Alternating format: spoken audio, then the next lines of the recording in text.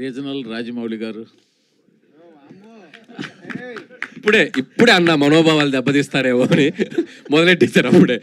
లేదు sir, regional సినిమాని 300 కోట్లు, ఆయన పానింటి సినిమాని 1000 కోట్లు చేస్తే మీరు రీజనల్ సినిమాని 300 కోట్లు చేశారు కాబట్టి, పైగా ఆయన కంటిన్యూ సక్సెస్లు, మీరు కంటిన్యూ సక్సెస్లు.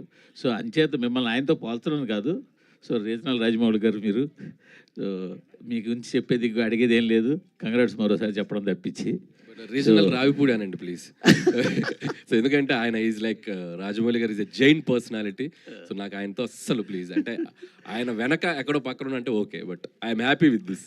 ఓకే, ఎల్వీఆర్ గారికి ఇవ్వండి సార్. ఎల్వీఆర్ గారు మీ అందరితో కూడా ఎక్కువ ఫోన్లో టచ్లో ఉండవు, కానీ చూడడం ఇదే ఫస్ట్ టైం అందరినీ. మిమ్మల్ని చూస్తూనే ఉంటామండి. మీ ఇంటర్వ్యూలు, మీ రివ్యూలు చూడకుండా మేము ఏ రోజు నిద్రపోమండి. మూర్తి గారిని చూడకుండా మేము పడుకోం. లేదు కానీ, అంటే మీరు ఇందాక స్పీచ్లో మాట అన్నారు, చాలా కాలం ఏంది డిస్ట్రిబ్యూటర్లు 20% కమిషన్ తిని అని చెప్పి. కరెక్టేనండి. కానీ గత 2 ఏళ్ళుగా చాలా పెద్ద సినిమాలు వచ్చాయి, చాలా పెద్ద పెద్ద అంకులు పోస్టర్లు వేసిన సినిమాలు వచ్చాయి. కూర్చో సరే, పోస్టర్లు వేస్తున్నారు, మీరు పంపిణీ చేశారా, వేరే వాళ్ళు పంపిణీ చేశారా అని పక్కన పెడితే, గత 2 ఏళ్ళుగా పెద్ద పెద్ద పోస్టర్లు వేసిన సినిమాలు వచ్చాయి, కొంతమంది డిస్ట్రిబ్యూటర్లు ఫారిన్ తీసుకెళ్లిన సినిమాలు వచ్చాయి హిట్ అని చెప్పి. మరి కమిషన్లు తినకుండా మరి ఇవన్నీ ఏంటంటారు? దౌర్భాగ్యం అదేనండి. మేము బయటకు మాట్లాడకూడదు, మాట్లాడితే విరోధం. మేము డబ్బు పోగొట్టుకున్నామని చెప్పుకోలేని పరిస్థితి. అదేండి వాస్తవం చెప్పాలంటే. మీరు అడిగారు కాబట్టి చెప్తున్నా. అదే లేకపోతే మేము నిజం చెప్పామనుకోండి, మాకు నెక్స్ట్ పిక్చర్ ఎవరు నష్టపోయి నెక్స్ట్ పిక్చర్ పోగొట్టుకున్నాడు అవుతాం. మీకు తెలుసు ఆ విషయం. సో అందుకని డబ్బులు పోయినా నవ్వుతూ ఉండాలి. డిస్ట్రిబ్యూటర్ పరిస్థితి అలాగే ఉంది. వాళ్ళ రాజుగారు అన్నారు చూడండి, జిల్లాకు 1-2 మిగిలారని. ఆ 2 కూడా మిగలకుండా పోతారు ఇక. ఓకే, సరే. ఇంకొక క్వశ్చన్, ఇందాక హరి గారు మీ అందరి తరఫున మిమ్మల్ని అడుగుతాను. మీ సీనియర్ డిస్ట్రిబ్యూటర్, మీరు వీళ్ళందరిలో కూడా బాగా సీనియర్ డిస్ట్రిబ్యూటర్ కాబట్టి, ఇటీవల కాలంలో ఇంకొక ట్రెండ్ కూడా స్టార్ట్ అయింది. ఒకప్పుడు మేము హరి గారికో లేకపోతే మీకో ఇంకో ఎవరికైనా ఫోన్ చేస్తే ఎంత చేసిందంటే టక్మని చెప్పేసే పని ఉండేది. గత 2 సంవత్సరాలుగా చెప్పడం కూడా మీకు తాళం వేసి నెంబర్లు చెప్పకుండా అలాంటి పరిస్థితి స్టార్ట్ అయింది ఇండస్ట్రీలో. అవునంటారు కాదండి? డెఫినెట్గా అండి. ట్రెండ్ స్టార్ట్ అయింది అనేది మీకు తెలుసు కదా, మరి మీరందరూ ఏం చేస్తున్నారు? చెప్తున్నా, అదే అడుగుతున్నా. నేను అడుగుతున్నాను ఒక ప్రొడ్యూసర్గా ట్రెండ్ స్టార్ట్ అయింది, అన్నీ ఏకుతారు కదా. ఆఫీస్లో ఇది జరుగుతుంది, ఆఫీస్లో వాళ్ళని తీసేశారు, ఆఫీస్లో భోజనాలు మానేశారు, ఇవన్నీ రాస్తారుగా. మరి ఇది జరుగుతుంది అన్నప్పుడు మీరేం చేస్తున్నారు? జర్నలిజం అంటే క్వశ్చన్ అది మీరు చెయ్యాలి, వాళ్ళని అడగడం కాదు. మేమందరికి మాకు వీక్నెస్ ఉందండి, మా అందరికి మా వీక్నెస్ ఉంది.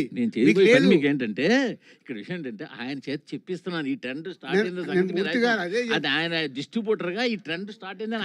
నేను మీకు ఒక పాయింట్ కి తీసుకొచ్చి, మా ఆఫీస్లో భోజనాలు కూడా మానేశారు అనేది రాశారు కదా. సో ఇంత ఇన్ఫర్మేషన్ ఉన్న మీకు వీటి గురించి ఇన్ఫర్మేషన్ ఉంది కదా. జర్నలిజం దాంట్లో నుంచి మీరు రాయాలి.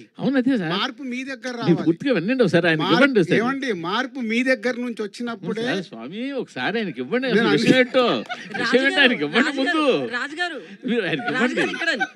మీరు క్వశ్చన్ చేయమని మీరే చెప్తారు. క్వశ్చన్ చేస్తే వాళ్ళని పక్కన పెట్టి ఇంటర్వ్యూలు ఇవ్వట్లేదంట కదండి. ఏది మూవీ ఇంటర్వ్యూస్ కానీ ఇవన్నీ క్వశ్చనింగ్ ఎక్కువ ఎవరు చేస్తే వాళ్ళకే ఇవ్వట్లేదంట కదండి. అట్లా ఏం లేదు, ఎవరన్నారు? చెప్తారు, తర్వాత మాట్లాడదాం. అంటే నేను విషయం ఏంటంటే సార్, గత 2 సంవత్సరాలుగా పెద్ద సినిమాలకి ముందే డిస్ట్రిబ్యూటర్లు ఫోన్ చేసి నెంబర్లు చెప్పకండి, నెంబర్లు మాకు పంపండి, మేము రిలీజ్ చేస్తాము అనే ఒక ట్రెండ్ స్టార్ట్ చేశారు. మొన్నాడు వాళ్ళు ఏ నెంబర్ రిలీజ్ చేస్తే అవే బయటికి వెళ్తున్నాయి. ఇప్పుడు ఆయన చెప్పినట్టు బాధపడినా కూడా బయటకు నవ్వాల్సి వస్తుంది. ఈ ట్రెండ్ స్టార్ట్ అయిందని మాకు తెలిసి మీ ఐటమ్ లేదు, బట్ డిస్ట్రిబ్యూటర్లతో చెప్పిద్దాం నేను అడుగుతున్నా. ఆయన ఇప్పుడు మేము అబద్ధం ఆడినా, ప్రొడ్యూసర్లు అబద్ధం ఆడినా, మీరు అబద్ధం ఆడినా జనం నమ్మట్లేదండి. అది మాత్రం వాస్తవం. మనం ఏ పోస్టర్ వేసినా నవ్వుకుంటున్నారు వాళ్ళు. ఇది మీరు మేము ఆడకల్లా జనం మాట్లాడుకుంటున్నారు, వాళ్ళు నవ్వుతున్నారు. అది ఎల్వీఆర్ గారు చాలా ఓపెన్ గా మాట్లాడతారు. గ్రాటిట్యూడ్ మీట్ కాస్త ఇప్పుడు చూడండి, దీని తర్వాత మొత్తం ఫ్యాన్స్ అందరు కలిసి ఈయన ఫోటో పెట్టి మొత్తం ఈ రోజు సాయంత్రం వరకు చెడు కూడా ఆడేస్తారు. ఓకే అంటే మూర్తి గారు మనకు మీకు తెలుసు మాకు తెలుసు అందరికి తెలుసు. సో ఏదన్నా మార్పు రావాలంటే దయచేసి నా రిక్వెస్ట్ మీడియా మిత్రులకి ఆఫీసులలో అవి ఇవి జరుగుతున్నాయని రాయకండి. ఎందుకంటే అది మా ప్రొఫెషన్. ఏమి చేయాలి ఏం చేయకూడదని ఒక ప్రొడక్షన్ హౌస్కు ఉండే డెసిషన్ అది. సినిమాకు సంబంధించి నిజాయితీగా మీరు ఎలాంటిది అలా ఉన్నప్పుడు మీరు ఏకండి. మీరు ఏకితే కరెక్షన్ అవుతుంది కదా. మీకే క్వశ్చన్. సంక్రాంతికి 2 సినిమాలు రిలీజ్ చేశారు. సరే 2 సినిమాలకి ఒక సినిమాకి ఒక పోస్టర్ వేశారు, 2 సినిమాలు చాలా పోస్టర్లు వేశారు. మొదటి సినిమా పోస్టర్ మీ ప్రొడక్షన్ హౌస్ నుంచి వచ్చిందా, మీరు వేసిందా, వేరేగా వేసిందా? అది మీకేం తెలుసు? మాకు తెలియదు కాబట్టి నేను ఆల్రెడీ చెప్పాను కదా, మాకు వీక్నెస్ ఉంటాయి, మేము మాట్లాడలేము. మీకేం తెలుసు సార్? నేను మిమ్మల్ని అడుగుతున్నాను సార్. నేను అదే మిమ్మల్ని అడుగుతున్నాను సార్. మీరు వేసిన పోస్టర్ మాకేలా తెలుసు? మా వీక్నెస్ ఉంటుందని నేను కమిట్ అవుతున్నాను కదా. మీకు తెలియదా? మీ వీక్నెస్ తో వేసిన పోస్టర్ అంటారు. మీకు తెలియదా? మీరు వీక్నెస్ తో వేసిన పోస్టర్ ప్రతి అంటారు. సెంటర్ లో ఏం కలెక్షన్స్ ఉన్నాయనేది మీ దగ్గర లేవా? ఫస్ట్ మీ హరి చెప్తున్నా, అందరికంటే ముందు మీ దగ్గరే ఉంటాయంట. సో మీరే క్యాల్కులేట్ చేసి వేయండి నెక్స్ట్ నుంచి పోస్టర్ ప్రతి సినిమాది. బెటర్, ప్రాబ్లం సాల్వ్ అయిపోద్ది. సార్, సంక్రాంతికి వస్తున్నాం అనే సినిమా అనిల్ రావుపూడి గారికి 8వ హిట్ ఇచ్చింది కాబట్టి అది పెద్ద గొప్ప విషయం కాదు. వెంకటేష్ గారిని సీనియర్ హీరోస్లో ఇప్పుడు టాప్లో నిలబెట్టింది, అది పెద్ద గొప్ప విషయం కాదు. ఏంటి గొప్ప విషయం అంటే దిల్ రాజు గారిని నిలబెట్టింది ఆ సినిమా. చాలామంది ఇందాక మన శిరీష్ గారు అన్నట్టు ఏంటంటే చాలామంది దిల్ రాజు గారు పడిపోతారేమో ఈ సినిమాతో అని అనుకున్నారు. బట్ ఏంటంటే సంక్రాంతికి వస్తున్నాం అనే సినిమా ఆయన నిలబడడానికి స్ట్రెంత్ ఇచ్చింది. మళ్ళీ ఇంకా సినిమాలు తీయడానికి, ఇంకో 10 సంవత్సరాల సినిమాలు తీయడానికి అనేది కాన్ఫిడెన్స్ ఇచ్చింది. చాలామంది ఏంటంటే ఈ ప్రొడక్షన్ హౌస్లు బాగా ఎక్కువ సినిమాలు తీసే ప్రొడక్షన్ హౌస్లు అంతకంతకే తగ్గిపోతున్నాయి. దిల్ రాజు గారు అలాంటి దిల్ రాజు గారు నిలబడ్డారంటే కంటిన్యూస్గా సినిమాలు తీస్తారు, ఇండస్ట్రీ అలా రన్ అవుతూ ఉంటుంది. అందుకు సంక్రాంతికి వస్తున్నాం అనే సినిమా గొప్ప సినిమా. థ్యాంక్ యూ అండి, థ్యాంక్ యూ. అది నిజమండి. అంటే ప్రతి సినిమా ద్వారా ఒక మినిమం 500 మంది ఎవ్రీ డే బ్రతుకుతారు. సో మేము ఎన్ని ఎక్కువ ప్రొడక్షన్ చేయగలిగితే అంతమందికి భోజనం దొరుకుతుంది. ఈ లాజిక్ చాలామంది మర్చిపోతారు. సో ఇవాళ మనకు 150 సినిమాలు తెలుగు ఫిలిం ఇండస్ట్రీలో మన ఇన్కమ్ ట్యాక్స్లతో జరిగిన కాన్వర్సేషన్ చెప్తాను. వాళ్ళు అడిగాడు ఆయన, ఎందుకు ఇన్ని సినిమాలు వస్తాయి మరి ఎందుకు మీరు ఇన్ని ఫ్లాపులు అని చెప్తుంటారంటే 90% ఫ్లాపులు సార్ అని లాస్ట్ ఇయర్ది షీట్ ఇచ్చా. ఎందుకో లాస్ట్ ఇయర్ది నేను తెప్పించా 2024 షీట్. ఆయనకి ఇస్తే వాళ్ళు ఆశ్చర్యపోయారు, మరి ఎందుకు తీస్తున్నారు ఈ సినిమాలు? ఒక్కొక్కరిది ఒక్కొక్క అంబిషన్ సార్. సినిమాలు జరుగుతూనే ఉంటాయి. మాకు అలా కాదు. సక్సెస్ సినిమా తీయడానికి ఎంత కష్టపడాలనేది మాకు తెలుసు. దానికోసమే ప్రయత్నం చేస్తాం. దాంట్లో కొన్ని సక్సెస్లు వస్తాయి, అప్పుడప్పుడు క్యాచ్ అవుతాం. రాజుగారితో ఒక 1 year బ్యాక్ ఒక ఇంటర్వ్యూ చేశాను నేను. ప్రొడ్యూసర్స్ అందరినీ కూర్చోబెట్టి అడిగితే సేమ్ ఇదే క్వశ్చన్ అడిగి, అంతకంతకి ఒకప్పుడు ఎంతమంది డిస్ట్రిబ్యూటర్లు ఉండేవారు, ఇప్పుడు 10-15 మందికి వచ్చేసారంటే ఆయన బ్లంట్గా ఒక మాట అన్నారు. ఏంటంటే నెక్స్ట్ 2-3 ఏళ్ళలో వీళ్ళు కూడా ఉండరు, మనం బాలీవుడ్లో లాగా అవుట్ రైట్ రిలీజ్ చేసుకోవాల్సిందే, మనమే కార్పొరేట్ లాగా మల్టీప్లెక్స్లతోనే అయ్యింది టైఅప్ అయ్యి, అలాంటి స్టేజ్ నుంచి ఇక్కడ ఎంతమందిని స్టేజ్ ఎక్కించారు. సో ఈ సినిమా అచీవ్మెంట్లో అదొకటి. యా, అది ఇందాక అన్నాను కదండి. అంటే ఏరియాల వారిగా డిస్ట్రిబ్యూటర్లు చాలామంది ఉండే వాళ్ళు మెల్లిగా కనుమరుగవుతూ కొందరే, అంటే వీళ్ళు కూడా ప్యాషన్తోనే, వీళ్ళకు కూడా ప్యాషన్ పోయిన రోజు వీళ్ళు మానేస్తారు. వీళ్ళ ఫ్యామిలీస్ ఆల్రెడీ వెనకకు లాగుతూనే ఉన్నారు, మీకు ఇంత స్ట్రెస్ అవసరమా, ఆపేసేయండి అని. ఎందుకంటే డిస్ట్రిబ్యూటర్కి సక్సెస్ వచ్చేది చాలా తక్కువ పర్సెంటేజ్లోనే సక్సెస్ వస్తుంది. దాంట్లో కూడా నిలబడడం అంటే ఇట్స్ నాట్ ఏ జాబ్. రాజు గారు ఇంతకుముందు అంటే కోవిడ్కి ముందు పెద్ద హీరోల సినిమాలు ప్రతి నెల ఒక రెండు ఫిల్మ్స్ వచ్చేవి, మీడియం రేంజ్ 2-3 ఫిల్మ్స్ వచ్చాయి. సో సక్సెస్ రేటు చాలా ఎక్కువ ఉండేది, ఎందుకంటే ఎక్కువ నెంబర్ ఆఫ్ సినిమాస్ వస్తాయి, గ్యారంటీ ఎక్కువ ఉంటుంది పెద్ద హీరోలు కానీ మీడియం రేంజ్ హీరోలు కానీ చేస్తే. ఫిబ్రవరిలో 1-2 ఉన్నాయి రీజనబుల్ ఫిల్మ్స్. ఇట్లా ఒకప్పుడు 5-6 హిట్ వచ్చే పొటెన్షియల్ ఉన్న సినిమా ఉంటే ఇంతకుముందు, ఇప్పుడు హిట్ వచ్చే పొటెన్షియల్ సినిమా 1-2 ఉంటున్నాయి ఎవ్రీ మంత్. అంటే ఇంత తగ్గటానికి కారణం ఏంటి? అండ్ ఫ్యూచర్లో ఎక్కువ సినిమాలు తీసి పెద్ద హీరోలు మీడియం రేంజ్ హీరోలు ఎక్కువ సినిమాలు తీస్తే తప్పితే ఇండస్ట్రీ వోంట్ సర్వైవ్. మీరు దీని కరెక్షన్కి ఏదన్నా చేస్తున్నారు? అంటే యాక్చువల్ అండి, అది ఇప్పుడు నంబర్స్ పెరిగిపోయాయండి. ఇప్పుడు స్టార్ సినిమాలు ఏమైందంటే 400 crores 500 crores బడ్జెట్కి వెళ్ళిపోవడం వల్ల వాళ్ళు ఆ ఒక్క సినిమా మీదే ఫోకస్ చేస్తున్నారు. అంటే ఆ సినిమా ఆడలేదనుకో చాలా డ్యామేజ్ జరుగుద్ది. కాబట్టి మనకు స్టార్ సినిమాలు మనం ఇప్పుడు చూసుకుంటే ఉన్న టాప్ స్టార్స్ అందరూ 2 yearsకి ఒక ఫిలిం వస్తుంది. సో అది కరెక్షన్ మళ్ళీ ఇంతకుముందు కోవిడ్ కానీ కోవిడ్ ముందు కానీ జరిగింది. ఇప్పుడు Prabhas continuous doing 3 films, Bunny wants do in a year 2 films. ఇట్లా వాళ్ళు స్టార్ట్ అవుతున్నారు. స్టార్ట్ అయ్యి కరెక్ట్ అవుతే మళ్ళీ 26, 27 నుంచి డెఫినెట్గా ప్రతి హీరో సినిమా ఒకటి రిలీజ్ అవ్వాలి. అయినప్పుడు ఆటోమేటిక్ స్టార్ సినిమా ఒకటి, మిడ్ రేంజ్ హీరోల సినిమాలు 2 ఫిలిమ్స్ ఇలా వచ్చినప్పుడు ఆటోమేటిక్ సక్సెస్ పర్సంటేజ్ పెరిగే అవకాశం ఉంటుంది. అది ఒకటే సొల్యూషన్. హరిగారు సంక్రాంతికి రిలీజ్గా అవ్వగానే రాజు గారి ఐటీ జరిగింది. ఇప్పుడు మీరు డిస్ట్రిబ్యూటర్ గాడి మీట్ పెట్టారు. దీని తర్వాత మీ అందరి డిస్ట్రిబ్యూటర్ మీద ఐటీ రైట్స్ జరిగే అవకాశం ఉందనుకుంటున్నాను. డిస్ట్రిబ్యూటర్స్ దగ్గరికి నెంబర్లు చెప్పారు కదా మొత్తం. అదే డిస్ట్రిబ్యూటర్స్ దగ్గరికి వస్తే అదే డిస్ట్రిబ్యూషన్ అనేది ఒకప్పుడు ఎలా ఉన్నదో తెలియదు కదండి. జిఎస్టీ వచ్చాక ఐటీ వాళ్ళకంటే వైట్కి ఎక్కువ ఇంట్రెస్ట్ మేము చూపిస్తున్నాం. ఎందుకంటే మాకు 18% సినిమా రిలీజ్ తర్వాత రికవరీ ఉంటుంది. అంటే మేము పంపించే ప్రతి రూపాయికి, ప్రతి 1 lakhకి 18,000 ఇన్వాయిస్ వస్తుంది మాకు, జిఎస్టీ ఇన్వాయిస్. అందుకని మేము క్యాష్ని తీసుకెళ్ళి బ్యాంకులో డిపాజిట్ చేసి అయినా ట్రాన్స్ఫర్ చేస్తాం, కానీ క్యాష్ ఇచ్చే రోజులు పోయినాయి. ఎందుకు అంటే అది మా సేఫ్టీ. ఒక సినిమా పాత రోజుల్లో ఒక సినిమా రిలీజ్ అయిపోయి ఏదన్నా తేడా వస్తే మాకు ఇంకేం రాదండి. అది అంతటితో ఆగిపోయేవాళ్ళం. అంటే రూపాయి కూడా రొటేషన్ కూడా ఉండేది కాదు. ఇప్పుడు లక్కీగా జిఎస్టీ పుణ్యం అని చెప్పి మాకు ఒక సినిమా ఏదైనా తేడా వస్తే ప్రొడ్యూసర్స్, ప్రతి ప్రొడ్యూసర్ మన తెలుగు ఇండస్ట్రీలో ఏ ప్రొడ్యూసర్ అయినా సినిమా తేడా వస్తే జిఎస్టీ ఇన్వాయిస్ వితిన్ 1 monthలో ఇచ్చేస్తున్నారండి. ఇచ్చినప్పుడు మాకు 18% ఇన్వాయిస్ రూపంలో డబ్బులు వస్తుంది. ఆ ఇన్వాయిస్లు మేము థియేటర్స్కి ఇస్తే వాళ్ళు మాకు క్యాష్ ఇస్తారు. క్యాష్ మీన్స్ వైట్లో ఇస్తాం. అంటే ఆ అమౌంట్ ఒక 1 crore, మాకు 1 crore ఇన్వాయిస్ వస్తే 18 lakhs మా బ్యాంక్లో ఉన్నట్టు.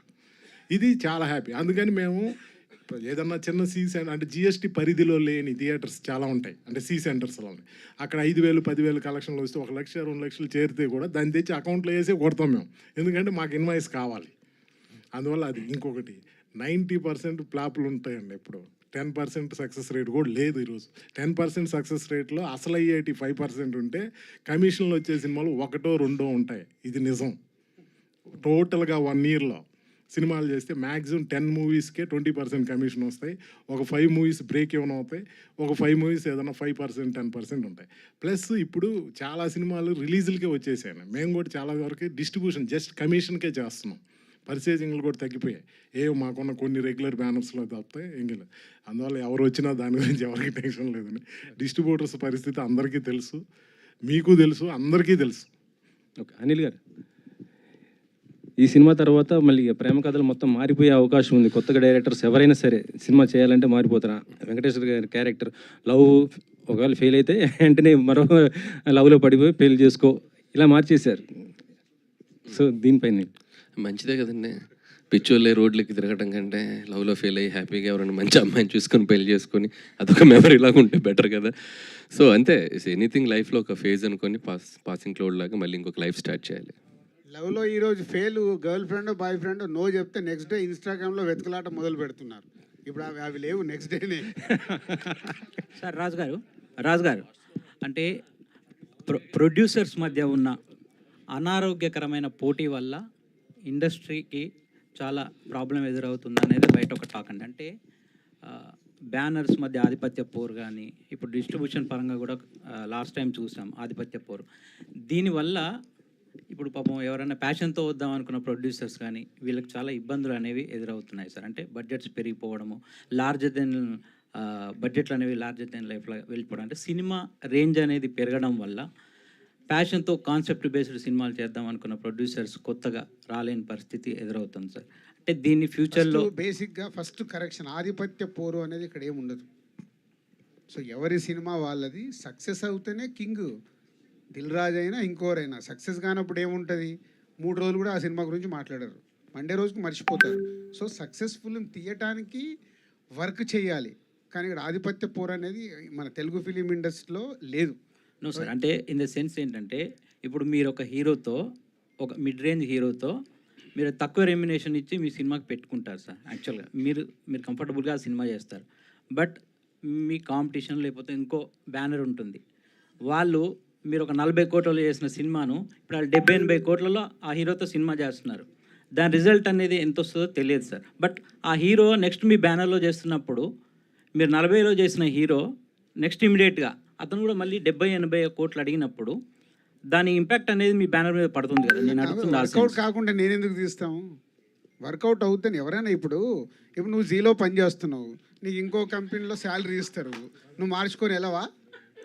అంటే ఆలోచిస్తాను కదా సార్, అదే. అంటే దాని దాని ఇప్పుడు దాని ఇక్కడ బ్యాక్గ్రౌండ్ లక్షలు అదంతా. ఎస్, తీసుకుంటున్నావు అనుకో, 2 లక్షలు ఇస్తామంటే వెళ్ళిపోతావుగా.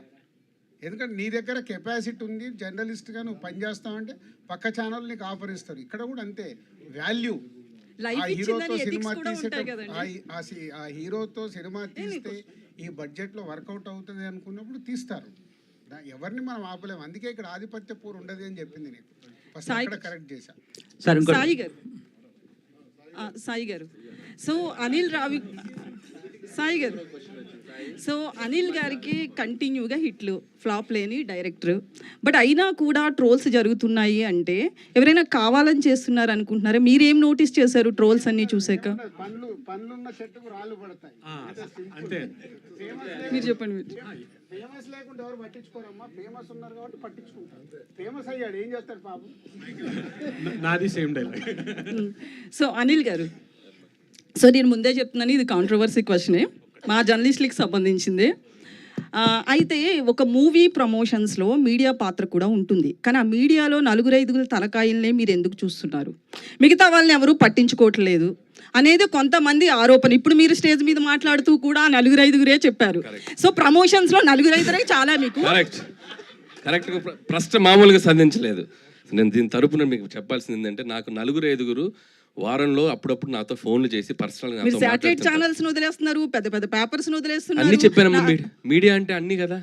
కానీ నేమ్స్ చెప్పారు కదండి. నేమ్స్ అంటే నాకు ప్రతి ఒక్కరి పేర్లు ఎక్కడ చెప్పమంటారు? ఇప్పుడు ఈనాడులో పనిచేసే అప్పుడు 4 చెప్పకూడదు ఏమండి, వాళ్ళు నాతో రోజు టచ్లో ఉంటారు. అప్పుడప్పుడు మీరు తిన్నారా, మీరు బాగున్నారా, మీరు ఎప్పుడన్నా బాధపడుతుంటే ఎప్పుడన్నా నాకు ఫోన్ చేసి పలకరించారా, నాకు మొన్న జ్వరం వచ్చింది, నాకు మొన్న చెప్పేది వినండి, చెప్పేది వినండి. మొన్న నాకు ఆ మధ్య ఫీవర్ వస్తే మూర్తి గారు బాగున్నారండి, హెల్త్ అలా ఉందని అడిగారు. మీరు అడిగారు నన్ను. ఫేస్ టు ఫేస్ అడిగారండి.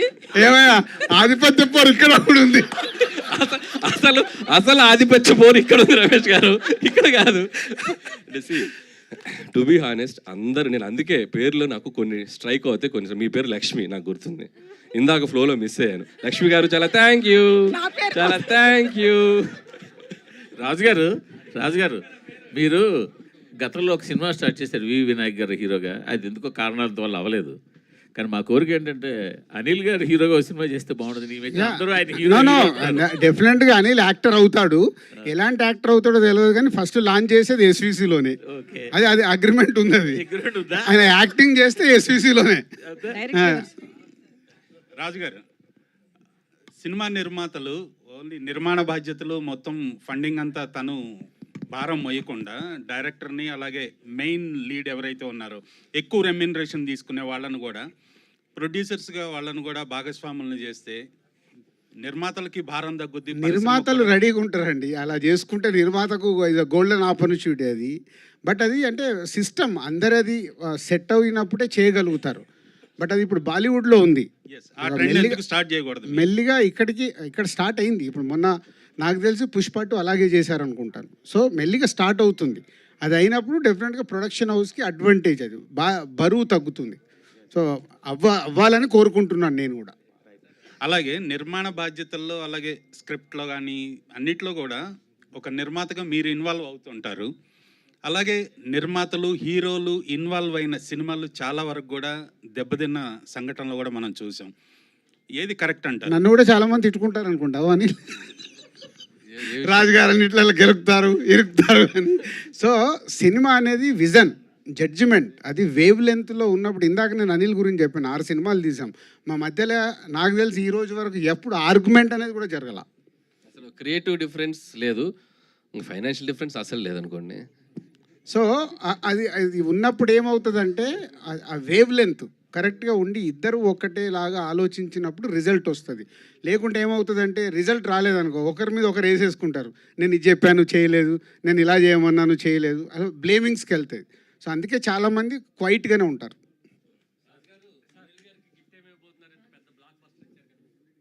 ఏం గిఫ్ట్ కావాలని? మీ పేరేంటి? Radha, I love you sir. So కాదు, ఇప్పుడు అనిల్కు మాకు ఉన్న అనుబంధం గిఫ్ట్లతో దూరం కాదు. ఆయన స్టేజ్ మీద చెప్తున్నా, ఆయన ఏది అడిగినా సార్ నాకు ఇది కావాలంటే ఆయన ఇంటి దగ్గర ఉంటుంది. కొందరేమో గిఫ్ట్లు ఇచ్చేసి ప్రమోషన్ చేసుకుంటారు. మాకు ఆ ప్రమోషన్ అక్కర్లేదు, మాకు ఇంటర్నల్గా అయినా ఏది అడిగినా అయిపోద్ది. అంటే కార్ ఏముంది, అదే కార్ ఆల్రెడీ ఇచ్చారు, అది వద్దులేదు. మన లాస్ట్ సినిమా కార్ ఇచ్చారు, ఏదైనా వేరేది అడుగు.